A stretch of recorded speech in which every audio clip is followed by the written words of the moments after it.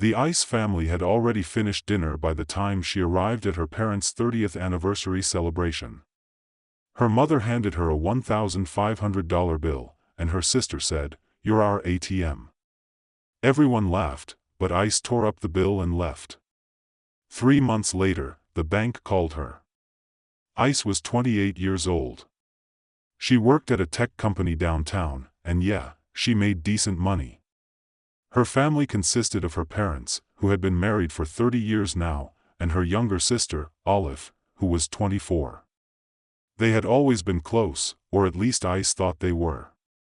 It was a Thursday when Ice's parents decided to celebrate their anniversary at this fancy Italian place called Romano's. Her mother had been planning it for weeks, talking about how they wanted to do something special this time. She told Ice they had reserved a table for 15 people. All the aunts, uncles, and cousins would be there. "Ice, you better not be late," her mother had said when she called her at work that morning. "The reservation is at 7 p.m. sharp." "I'll be there, Mom. I already confirmed with you 3 times this week," Ice replied. But work had other plans. Her boss dumped this urgent client issue on her desk at 6 p.m. She tried to leave, but he kept saying, "Just 5 more minutes," until those 5 minutes turned into 30. She was practically running to her car at 6:45. Ice walked into Romano's at 7:30, checking her watch and feeling guilty about being late. The hostess directed her to the back where their family table was. But when she got there, something felt off immediately. Everyone was just sitting around talking. The table was covered with empty plates, wine glasses with just drops left, and crumpled napkins everywhere. It looked like they had already eaten an entire meal. "Hey everyone, sorry I'm late," she said, pulling out the empty chair they had left for her. That's when she noticed all the faces turning toward her. Her aunt-in-law was grinning like she knew some joke Ice didn't. Her cousin Mert was snickering into his wine glass. Even her father was trying not to smile. Her mother looked at her with this sweet expression and said, "Oh, honey, we moved dinner up by 2 hours." Everyone was so hungry. Ice stared at her. "What? But the reservation was at 7. I confirmed it with you this morning." "Well, we didn't think you'd actually show up," she said casually, like she was talking about the weather. "You're always so busy with work and everything." Ice's jaw literally dropped. "Are you serious? I told you 3 times this week I'd be here. I even left work early." Olive jumped in then, pointing at the table. "Look, there's still tons of food left. You can eat the leftovers." Ice looked where she was pointing. There were half-eaten bread sticks, some cold pasta in serving bowls, and what looked like the remains of a salad that had been picked through. Her stomach turned. "This is crazy," she said. "Why didn't anyone call me about the time change?" Her father cleared his throat. "Ice, we just figured with your schedule," but her mother cut him off by reaching into her purse and pulling out a folded piece of paper. "Since you're here now, this is perfect timing. You can take care of this," she said, handing Ice the paper with a smile. It was the dinner bill, $1,500. Ice looked at the number twice to make sure she was reading it right. "Mom, this has to be a joke." "Oh, I never joke about money, sweetie. You have that great job and no kids or husband to spend money on. This is easy for you." The whole table started laughing. Actual laughing. Her Uncle Bora was practically choking on his wine. "This is the right call," said her aunt-in-law, her father's sister. "Older kids need to help their parents. It's what family does." Ice felt like she was in some weird nightmare. "Are you all serious right now?" Her father leaned back in his chair. "Come on, Ice. You always help us out. It's like our family tradition now. You pay the big bills. We have a good time. Don't break tradition." More laughter from the table. Uncle Bora raised his glass, "To our family ATM." And then Olive, her own sister, shouted out, "Yeah, our ATM that doesn't need a PIN code." They kept making jokes about how she was their personal bank, about how lucky they were to have someone to pay for everything, about how she should be grateful they even invited her. I sat there listening to it all, and something weird happened. Instead of getting more upset, she started feeling almost relieved.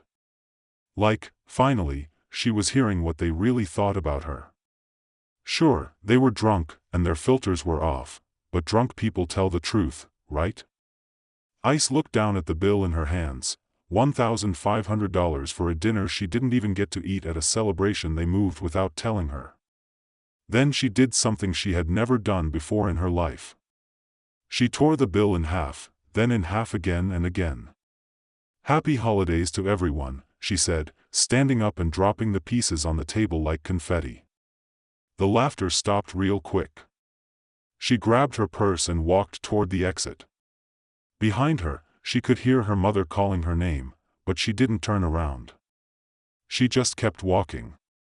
By the time she got to her car, her hands were shaking. Not from anger exactly, but from this weird mix of hurt and clarity, like she had just woken up from a really long dream. When she got home, her phone was going crazy, 15 missed calls, 23 text messages. "Olive, you need to come back right now and pay that bill."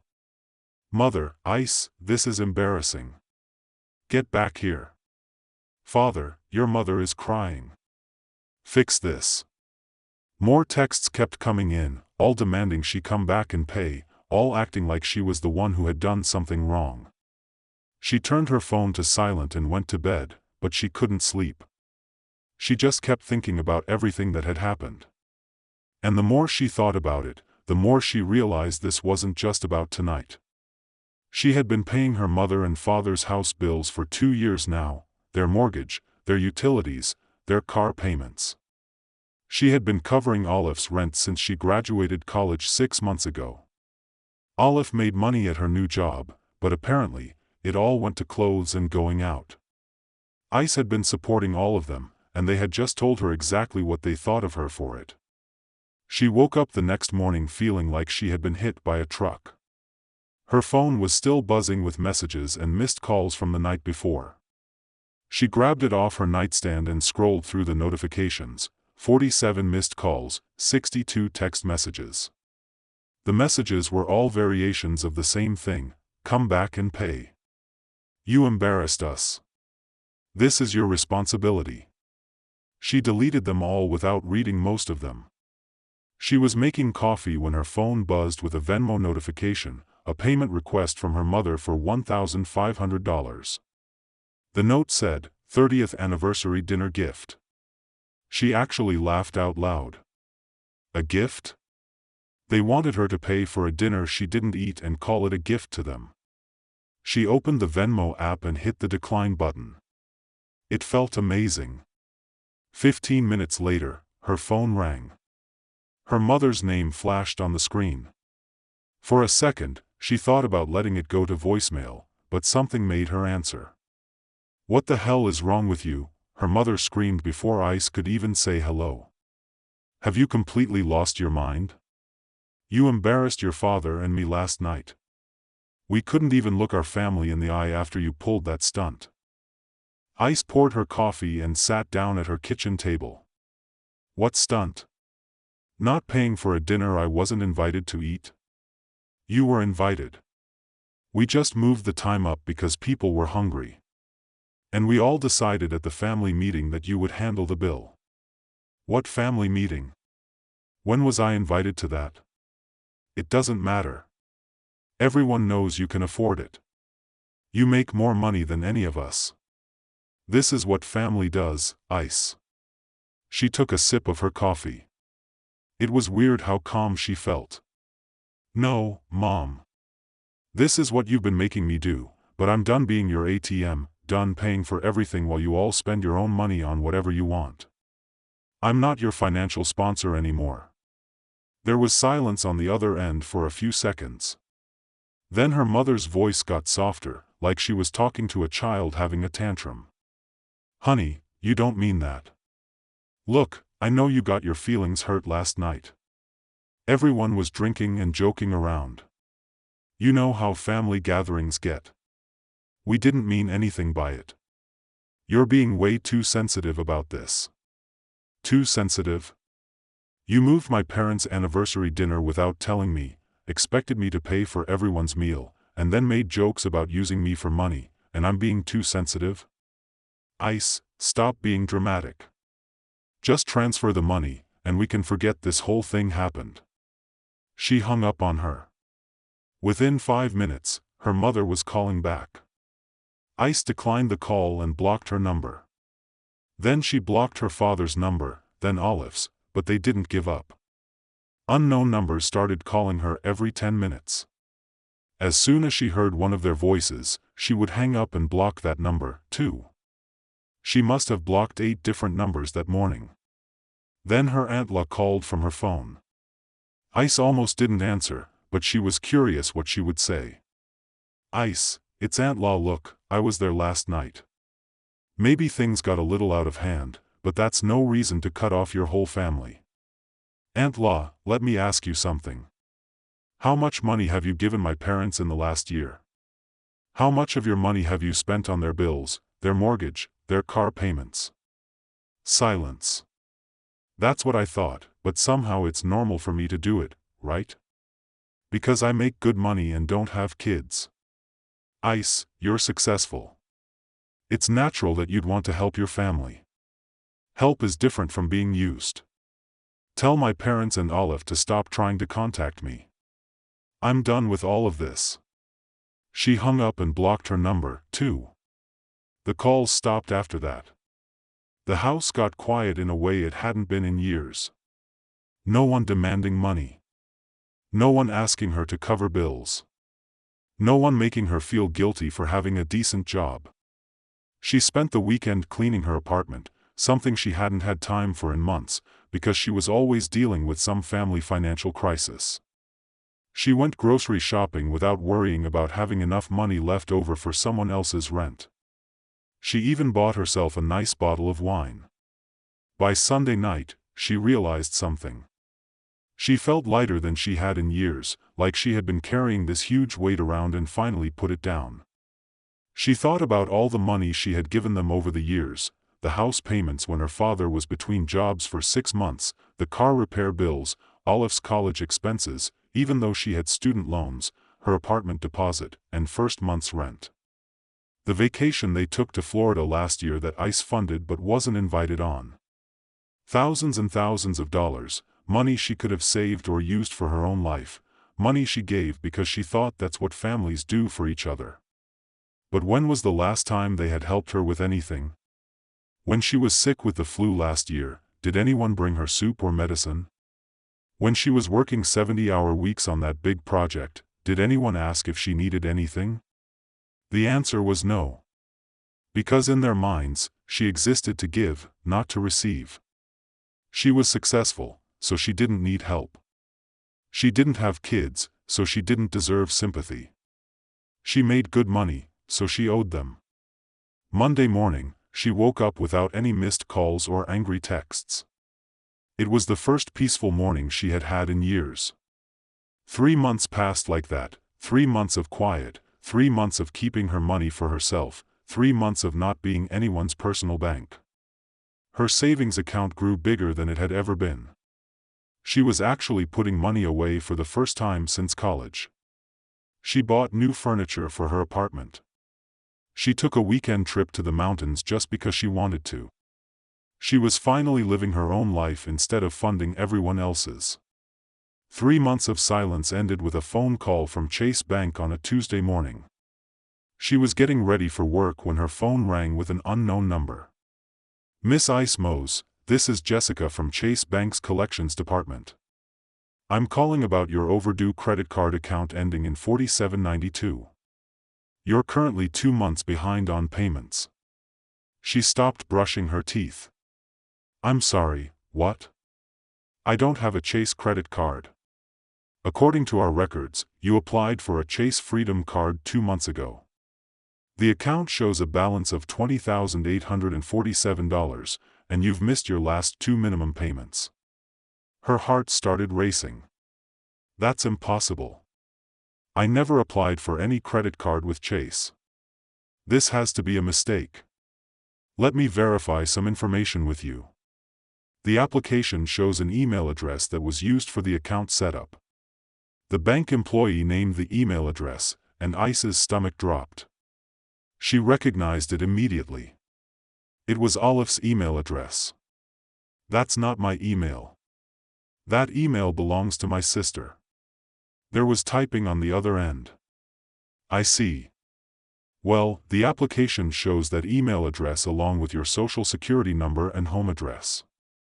I'm going to email you the application documents right now so you can review them. She hung up and immediately checked her email. The documents came through 5 minutes later. She opened the PDF and saw her name, her social security number, her address, but Olive's email address listed as the contact. Then she noticed something else. At the bottom of the application, there was a signature. It looked like hers, but something was off about it, and the phone number listed wasn't hers either. She scrolled through the account statements. The card had been used at restaurants, clothing stores, electronic shops. Someone had bought an $800 iPhone, spent $500 at some fancy steakhouse, and made multiple purchases at designer clothing stores. $20,000 in 2 months. The application date made her blood run cold. The card had been opened exactly 1 month after that anniversary dinner at Romano's, 1 month after she had refused to pay their bill and cut them off financially. Her hands were shaking as she realized what had happened. When they lost access to her money, they decided to take it anyway by opening a credit card in her name using her personal information. Her own sister had stolen her identity and opened a credit card in her name. She called Chase back immediately. "This is Ice Mose. I just reviewed those documents you sent me. This is definitely fraud. Someone used my identity to open this account. I understand. We'll need you to file a fraud report and provide documentation. In the meantime, the account remains in your name, and the balance is still your responsibility until we complete our investigation." "How long does that take?" "Usually 30 to 60 days. I recommend you also file a police report for identity theft." After she got off the phone with Chase, she sat in her apartment staring at those statements, $20,000 spent on clothes and dinners and electronics while she was working her ass off and trying to build a life for herself. And they had done this as revenge for her cutting off their money supply. She grabbed her car keys. It was time to have a conversation with her parents. She drove to their house for the first time in 3 months. Her mother answered the door, and her face went through about 5 different expressions when she saw her. "Ice, what are you doing here? We need to talk now." She pushed past her into the living room where her father was watching TV. He looked up, surprised. "Look who decided to grace us with her presence," he said sarcastically. She pulled out the bank documents and threw them on the coffee table. "Olive opened a credit card in my name. She forged my signature and stole my identity, $20,000. Her mother picked up the papers and looked at them. Her face didn't show any surprise. "You knew about this?" I said, watching her expression. "You knew and you let it happen." "Ice, calm down. We can explain." "Explain?" "She committed fraud." Her father muted the TV and turned to face her. "We needed the money. It was the easiest way to get it without bothering anyone." "Without bothering anyone? You stole from me." Her mother sat down and folded her hands like she was about to have a reasonable conversation. "Honey, you have a good salary. You can handle this. We used the card to pay some house bills, went out to eat a few times, and Olive bought herself something she needed." "Something she needed?" "There's $800 here for an iPhone." Her old phone was broken. I stared at them both. "Are you insane? This is identity theft. This is fraud. I could have you arrested." "Oh, please," her mother said, waving her hand. Don't be so dramatic. It's just money. You'll pay it off in a few months, and everything will be fine. I'll pay it off. I didn't spend this money. Her father leaned forward. Look, we taught you a lesson about refusing to help your family. Now you have to pay whether you like it or not. Maybe next time you'll think twice before walking out on us. She couldn't believe what she was hearing. They had committed fraud as punishment for her not paying a restaurant bill. This conversation is over, she said, grabbing the documents off the table. And so is our relationship. Don't be ridiculous, her mother called as she headed for the door. We're family. Family doesn't steal from each other, Ice shouted back. She drove straight to her friend Murat's law office. They had known each other since high school, and she trusted him more than anyone. Jesus, Ice, he said after reading through everything. This is serious fraud, identity theft, forged documents, unauthorized use of credit. You could definitely press criminal charges. What are my options? Well, you could go to the police right now and file a report. They'd probably arrest all three of them. Or you could file a civil lawsuit for damages. He leaned back in his chair. Or we could send them a letter first. See if they're willing to pay restitution before we involve law enforcement. What would you recommend? Let me draft a formal demand letter. We'll give them 60 days to pay back the full amount. If they don't, then you can decide if you want to pursue criminal charges or sue them in civil court. Do it. Murat worked on the letter for 2 days. It was 3 pages of legal language that basically said, pay back the $20,000 or face criminal prosecution and a civil lawsuit. He sent it certified mail to her parents' address. The phone call started immediately after her parents received Murat's letter. First, her mother called, screaming about how she was being vindictive and greedy. Then her father called, saying she was destroying the family over money. Then Olive called, crying about how she had only taken a small amount and Ice was making a huge deal out of nothing. She let them all go to voicemail. When she finally listened to the messages, they were all variations of the same theme. She was wrong, she was cruel, she was tearing apart the family over a little bit of money. A little bit of money. $20,000 was a little bit of money to them. Her mother left 3 voicemails that day. In the first one, she was angry. Ice, you're being vindictive, and this isn't right. We're family, and you shouldn't be doing this to us. In the second one, she tried guilt. Your father and I raised you better than this. We're disappointed in you. Family doesn't threaten family with police and lawyers. In the third one, she was bargaining. Maybe we can work something out. Call us back so we can talk like adults. Ice didn't call back. Olive left her own message that night. Ice, come on. It's only $20,000. You make that in like 3 months. Why are you making such a big scandal over this? We're sisters. Only $20,000. Only 3 months of her life working without days off to earn that money. She called Murat the next day. They're all calling me, acting like I'm the bad guy here. That's typical in these situations. People who commit financial crimes often try to make the victim feel guilty for pursuing justice. How do you want to handle it? I stick to the ultimatum. 60 days to pay it back, or I go to the police and court. Good. Don't let them manipulate you into backing down.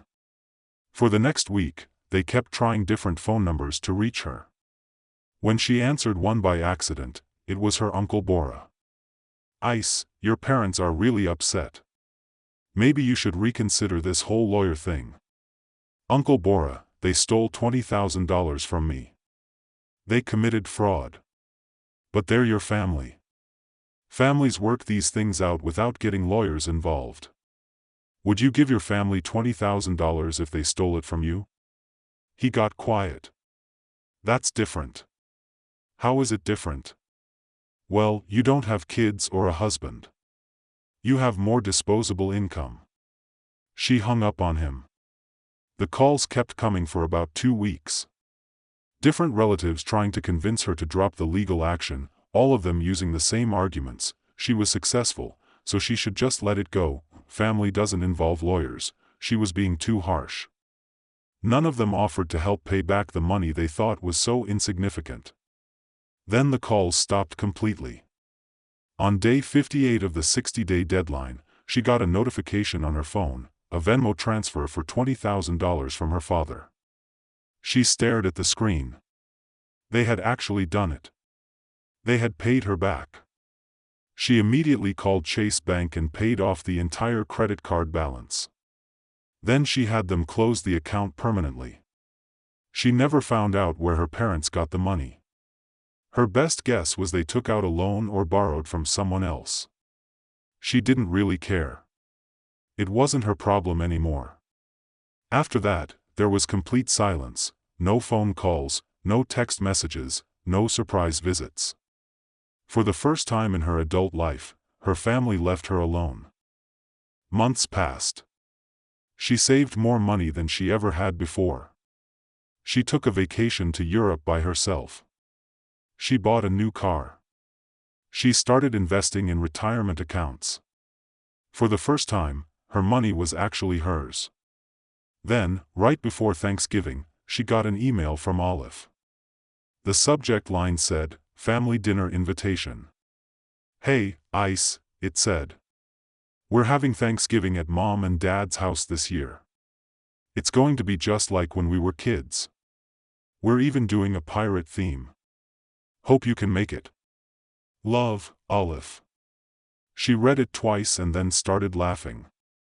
A pirate theme, perfect for a family that had experienced stealing money. She deleted the email without responding. A week before Christmas, a package showed up at her door. Inside was a pair of sneakers she had been wanting for months, along with an invitation to Christmas dinner at her parents' house. She looked at the sneakers. They were exactly the right size and color. Someone had been paying attention to what she wanted. For a moment, she felt something that might have been hope. Maybe they remembered her as more than just a source of money. Maybe they actually cared about what she liked and wanted. She kept the sneakers but didn't go to Christmas dinner. Instead, she bought small gifts for all of them and had them delivered, nothing expensive, just token presents to acknowledge the holiday. But she stayed home and had Christmas by herself. It was peaceful. Now, almost a year later, Ice was living a completely different life. No one called asking for money. No one guilt-tripped her into paying bills that weren't hers. No one treated her like a walking ATM. Her savings account had more money in it than ever before. She was planning another vacation, maybe to Japan this time. She was thinking about buying a house. She had heard through mutual friends that Olive had gotten her act together. She took on a second job and started helping their mother and father with their bills. Apparently, when they couldn't rely on Ice anymore, they figured out how to manage their own finances. Who would have thought? Ice wasn't ready to reconcile with them yet. Maybe she never would be. The trust was broken in a way that might be impossible to repair. They didn't just ask her for money. They stole it. They didn't just hurt her feelings. They committed crimes against her. But she didn't hate them either. She just didn't want them in her life right now. Maybe someday that would change. Hi besties. Thank you so much for watching to the end. Please remember to like, comment, and subscribe. Bye.